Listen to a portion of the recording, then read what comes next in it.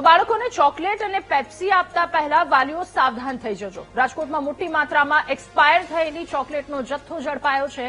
રાજકોટના diamond chocolate સ્ટોરમાં આરોગ્ય વિભાગે દરોડા પાડ્યા।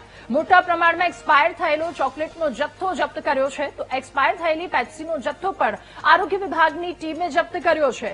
અખાદ્ય ચોકલેટ અને પેપ્સીનો જથ્થો જપ્ત કરવામાં આવ્યો છે।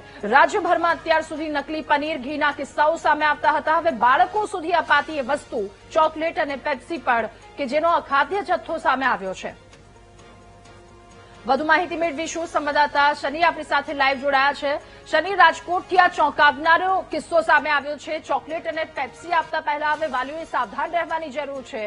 એક્સપાયર થયેલી ચોકલેટનો જથ્થો લોકો સુધી અત્યાર સુધી કેટલો પહોંચ્યો અને હવે શું કાર્યવાહી કરવામાં આવી રહી છે?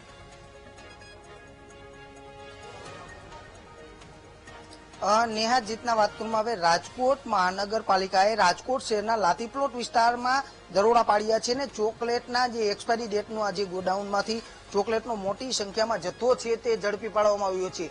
આપણા બાળકોને જીતના આપણે ચોકલેટો આપતા હોય છે, કારણ કે તેને મનાવવા માટે ચોકલેટો આપતા હોય છે। ખાસ ઉનાળાની સિઝનમાં તેઓ પેપ્સીઓ પીતા હોય છે, પરંતુ આ ક્યાંક બાળકોનો જીવ લઈ શકે તેવા વેપારીઓ છે તેવી પ્રવૃત્તિઓ કરી રહ્યા છે। અને રાજકોટના હું દ્રશ્યો દેખાડવા માંગીશ। આ મોતના માચડા સમાન આ વસ્તુઓ છે તે વેપારીઓ ખુલ્લેઆમ વેચાઈ રહ્યા છે। બાળકોને જાણે તેઓ મોતને ભેટવા માટે જ વસ્તુઓ વેચતા હોય તેવા દ્રશ્યો છે તે સર્જાયા છે। રાજકોટના આજે હું લાતીપ્લોટ વિસ્તારમાં આવેલું ડાયમંડ આ ગોડાઉન છે, જ્યાં ચોકલેટનો એક્સપાયરી ડેટનો જથ્થો છે તે ઝડપી પાડવામાં આવ્યો છે।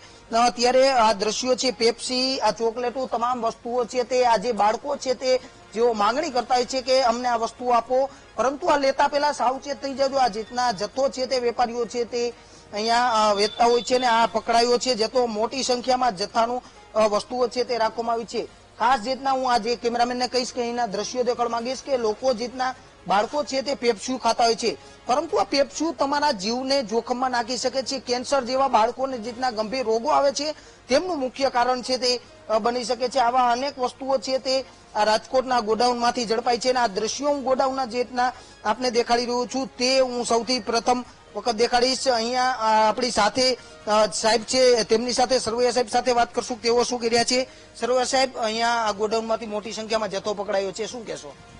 જી, રાજકોટના કુવાડવા રોડ ઉપર આ જે લાતીપ્લોટમાં સદગુરુનગર 4 નંબરમાં છે ડાયમંડ સ્ટોર નામની પેઢી છે, તેમાં કન્ફેક્શનરી વિવિધ પ્રકારની ચોકલેટ વગેરેનો એ લોકો ધંધો કરે છે, પેક વસ્તુનો, કંપની પેક। તેમાં અમે સેમ્પલ લેવા માટે વગેરે તપાસ કરી છે। તો આ આપણી સામે જે દેખાય છે બધા જથ્થો છે આશરે 4-5 મહિના પહેલા એક્સપાયર થઈ ગયેલો મળી આવેલો હતો। લોકો વેચતા હતા કઈ રીતે? આનેથી બાળકોને કેટલું જોખમ પોતાના શરીરમાં? જી, આ જે વસ્તુ પેક આઇટમ છે, જો એની એક્સપાયરી લખેલી જ હોય છે માથે, એ વહી ગયા પછી પણ જો એનો ઉપયોગ કરવામાં આવે તો એની અંદર ડિકમ્પોઝ થઈ ગયું હોય, એનું કેમિકલ અલગ રિએક્શન થયું હોય, એની અંદર ફૂગ અથવા બેક્ટેરિયા પણ ઉત્પન્ન થયા હોય, એવી વસ્તુ કન્ઝ્યુમ કરે તો જરૂર નુકસાન થઈ શકે। પેપ્સી જેવા આવા પીવાથી કેન્સર જેવા ગંભીર રોગો બાળકોને થતા હોય છે, શું માનો છો? આ કેમિકલ વેચાતા હોય છે બજારમાં આને લઈ? બનાવવાનું હોય છે, એમાં જે માન્ય કેમિકલ જે આવે છે અલગ અલગ કંપનીના તે પણ વાપરતા હોય છે, અથવા તો અમાન્ય હોય એના સેમ્પલમાં અત્યારે ઘણી વખત આવતું હોય છે, પણ એક્સપાયરી થઈ ગયા પછી પણ આપવામાં આવે તો વધારે નુકસાન થાય છે।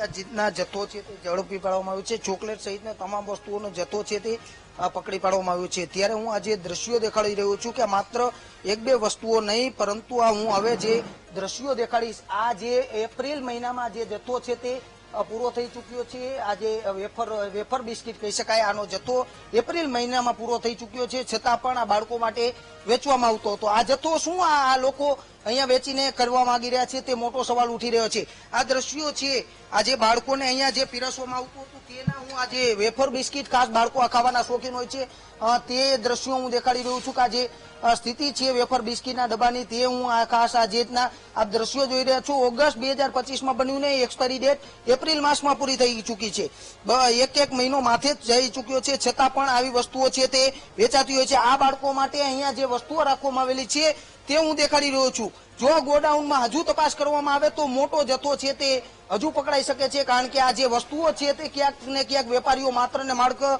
બાળકોના જીવ જોખમમાં નાખે તેવીઓ છે તે દેખાડતા હોય તેવું અત્યારે લાગી રહ્યું છે.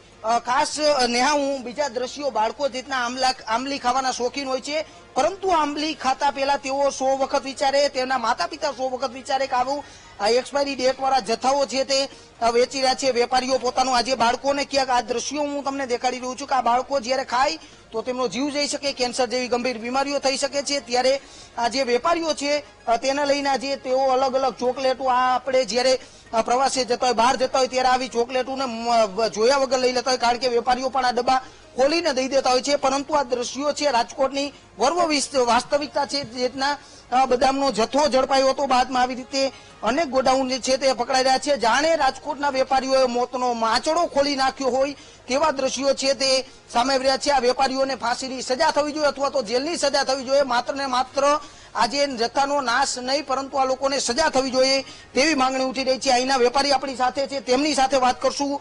શું કહેશો, આવી રીતે તમે વેચો છો બાળકોના? ડેટ શોપ જ હતો, પણ અમે સામે રાખ્યો હતો, અમારી ભૂલ હતી. એમને ભૂલ 5 મહિનાથી ભૂલ થઈ ગઈ તમારી? નહીં, 5 મહિના એક વાર રાખ્યો હતો ફેંકવા માટે, પણ એ વેચતા 5 મહિનાથી ફેંકો જ નથી? ના, નતો ફેંકો. એમને પડ્યો હતો, એમને ગાડી આવીની રાહ જોતા, પણ એ રોજ 5 મહિનાથી અહીં ગાડી ખોલીને ના આવે છે રોજ.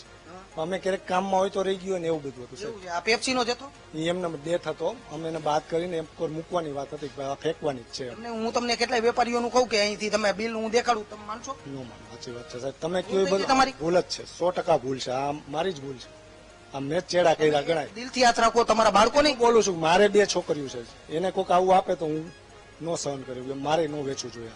100%ની વાત છે તમારી. ચોક્કસથી વેપારી પોતાની ભૂલ છે તે કબૂલી રહ્યા છે. અને આ રાજકોટમાં જે રીતના દ્રશ્યો સામે આવી રહ્યા છે કે મોટી સંખ્યામાં જે આ વસ્તુઓનો જથ્થો છે તે રાખવામાં આવ્યો છે. ખાસ બાળકો ચોકલેટ, પેપ્સી આ સહિતની વસ્તુઓ ખાવાના શોખીન હોય છે, પરંતુ મોટાભાગની વસ્તુઓ છે તે એક્સપાયરી ડેટ વાળી છે તે જોવા મળી રહ્યા છે. અને તેને લઈને અત્યારે આરોગ્ય વિભાગે, રાજકોટ મહાનગરપાલિકાનું આરોગ્ય વિભાગ સતત સતર્ક થયું છે અને તેમને કાર્યવાહી છે તે શરૂ કરવામાં આવી છે. જી બિલકુલ શનિ, આવા બેદરકાર દુકાનદારોથી વાલીઓએ સાવચેત થવાની જરૂર છે. આભાર તમામ વિગતો સાથે જોડાવા બદલ.